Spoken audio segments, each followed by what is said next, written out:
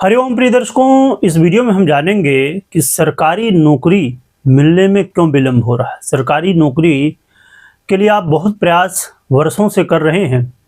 आपने इंटरव्यू भी दिया, आपने फिजिकल भी निकाल लिया, आप हर कुछ जितने भी टेस्ट थे सबको पूरा कर लिया, फिर भी बार बार क्यों देरी हो रही, सरकारी नौकरी क्यों नहीं मिल रही है? क्या इसमें आपके कुंडली के ग्रह दशाएं, ग्रह क्या बाधाएं डाल रहे हैं, और कैसे आप जान सकते हैं कि क्या कारण है जिसके वजह से सरकारी नौकरी नहीं मिल रही है?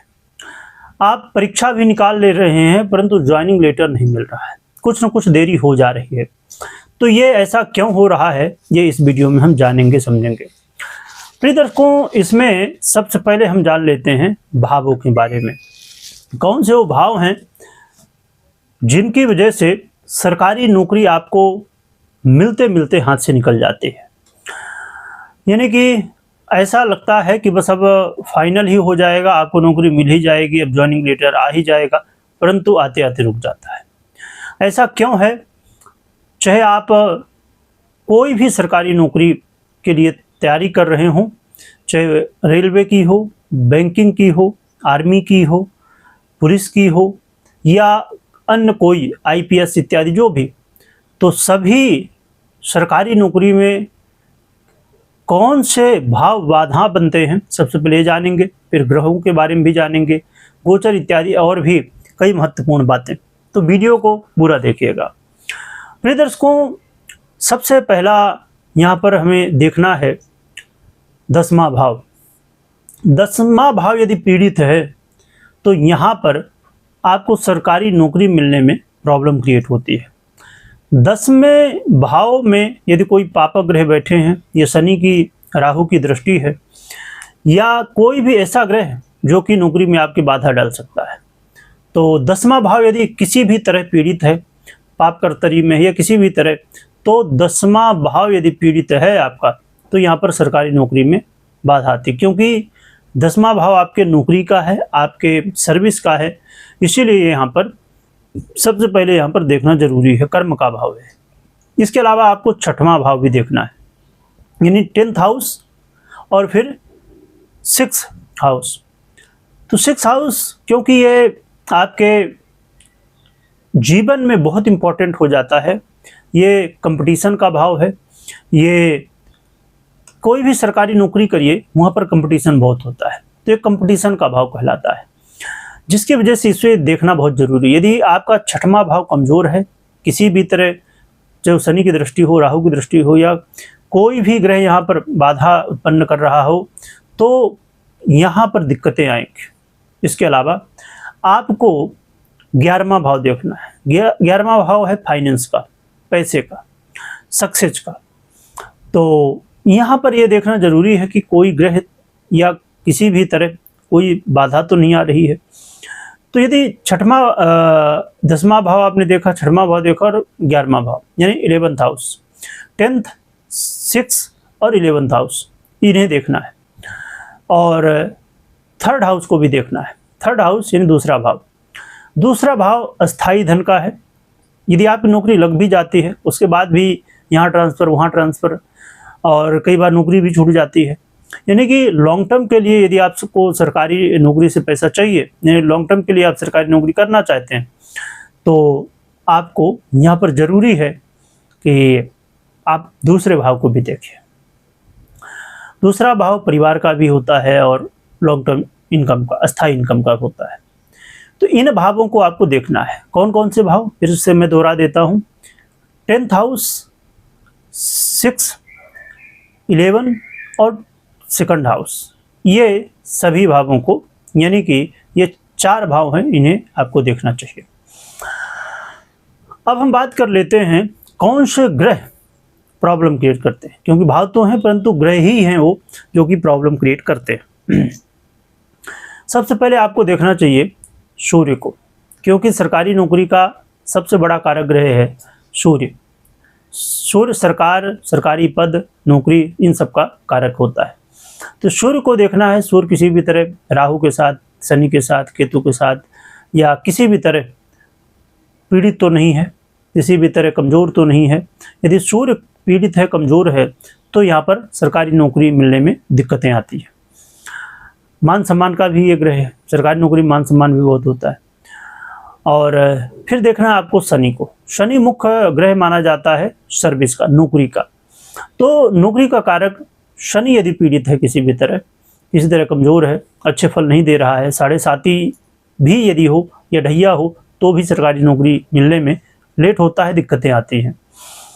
और इसके अलावा आपको सूर्य को देखना, शनि को देखना, इसके अलावा आपको मंगल को भी देखना चाहिए। मंगल करेज का और आपके फिजिकल जो ट्रेनिंग होती है उसका भी कई बार ऐसा होता है कि आपने सब कुछ किया परंतु फिजिकल में आप फेल हो जा रहे हैं, तो यहाँ पर आपको मंगल को भी देखना चाहिए। मंगल किसी भी तरह राहु, शनि इत्यादि ग्रहों के साथ या किसी भी तरह कमज़ोर हो, पीड़ित हो, आप दृष्टि में हो या किसी भी तरह, तो यहाँ पर फिर आपको दिक्कतें आती हैं सरकारी नौकरी में।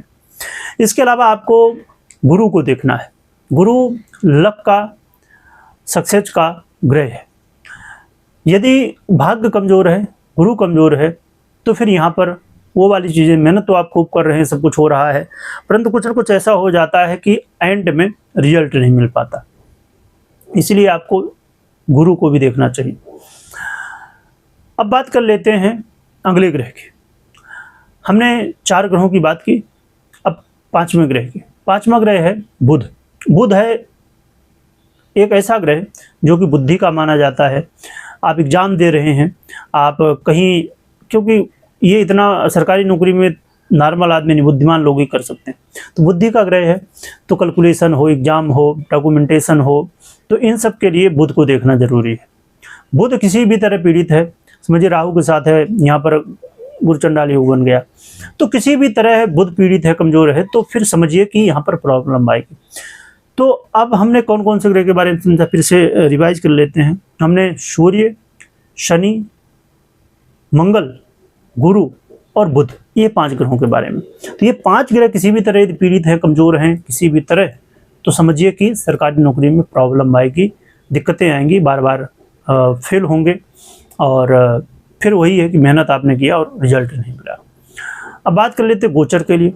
देखिए, गोचर आपको टाइमिंग बताता है और आपकी जो दशाएं होती हैं, महादशा या अंतरदशा, यहाँ पर राहु की, केतु की, या 12वें भाव के, या अष्टम भाव जो 8वां भाव है, 12th हाउस या 8th हाउस का जो ग्रह है, या राहु केतु की यदि खराब स्थिति में है, शनि है खराब स्थिति में, और इनकी दशा चल रही हो, महादशा अंतरदशा ये चल रही हो, गोचर में ये 10th हाउस में चल रहे हों, या फिर आपके 11th हाउस में चल रहे हों, 6th हाउस में चल रहे हों और अच्छा फल ना दे रहे हों, तो फिर ऐसे में भी दिक्कतें आती हैं। आपको ऐसा नहीं कि काम, जॉब नहीं मिलता, पर बहुत दिक्कतें आती, बहुत लेट होता है। तो आपको महादशा अंतरदशा भी देखना है, गोचर भी देखना है, तो इन सभी को देखना चाहिए।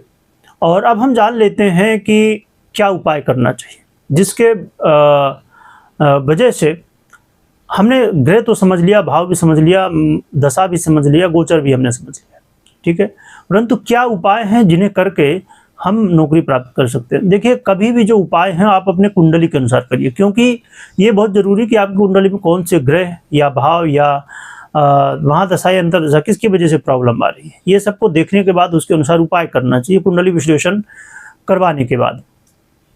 परंतु जनरली उपाय क्या कर सकते हैं, इसके लिए आप भगवान सूर्य को अर्घ्य दे सकते हैं, सूर्य की आराधना कर सकते हैं, शनिदेव को दिया जला सकते हैं तेल का शनिवार को, हनुमान चालीसा का पाठ कर सकते हैं, हनुमान जी की आराधना कर सकते हैं। तो ये उपाय आप कर सकते हैं। और कुत्ते को भी आप चाहें तो कुछ खिला सकते हैं।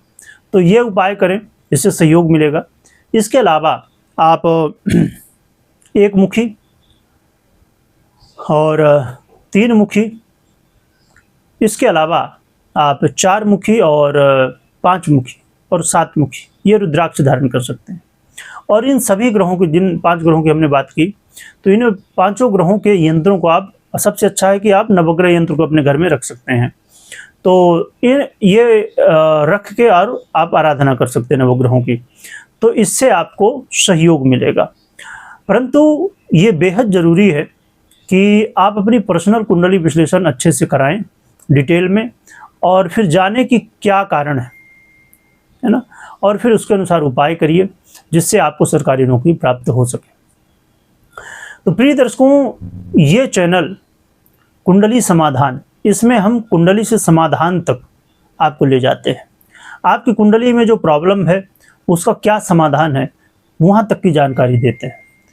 और भी नौकरी, व्यापार या लाइफ की कोई भी प्रॉब्लम है, उनके सलूशन के लिए इस चैनल से जुड़ सकते हैं, जिससे आने वाले समय में और भी वीडियो आपको प्राप्त होती रहेंगी। आपके हर एक कुंडली के प्रश्न का जवाब यहाँ मिलता रहेगा। तो आपका यदि कोई जवाब है सरकारी नौकरी से या जुड़ा हुआ या और भी किसी से जुड़ा हुआ, तो आप कमेंट कर सकते हैं, जिससे आने वाले समय में उसके ऊपर भी वीडियो हम बना सकें।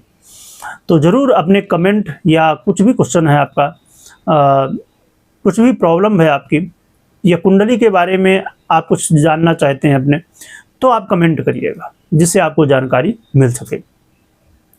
और चैनल को सब्सक्राइब भी करिएगा कुंडली समाधान को, जिससे आपके कुंडली से सभी समाधान प्राप्त हो सके। वीडियो देखने के लिए बहुत बहुत धन्यवाद।